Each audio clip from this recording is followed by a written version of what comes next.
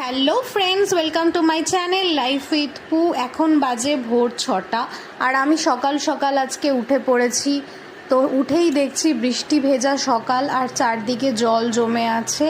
এবছর বৃষ্টি শেষই হচ্ছে না। আর ওদিকে বর চলে গেল অফিস আজকে সকাল সকাল। এরপর আমি ঘরের টুকটাক কাজ করছিলাম আর একটা পার্সেল চলে এলো। এটা আমি একটা টপ অর্ডার করেছিলাম। জেনারেলি অনলাইন অর্ডার করি না, বাট এটা করলাম।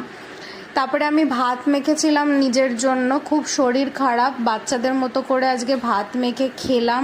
স্নান তাড়াতাড়ি করে নিয়েছিলাম। তারপরে একটু টেম্পারেচার মেপে দেখছিলাম ঠিকঠাকই ছিল। ফ্যান, এসি সব কিছু অফ করে আমি শুয়ে আছি, কারণ কিছু চালালেই আমার ভীষণই ঠান্ডা লাগছে। তারপরে একটু শুয়ে শুয়ে এদিক ওদিক ল্যাদ খাচ্ছিলাম। জোর করে একটু পেয়ারা খেলাম, কারণ পেয়ারা খেলে শুনেছি যে মুখের টেস্টটা চলে আসে রিটার্ন। তো তার জন্য একটু পেয়ারা খাচ্ছিলাম।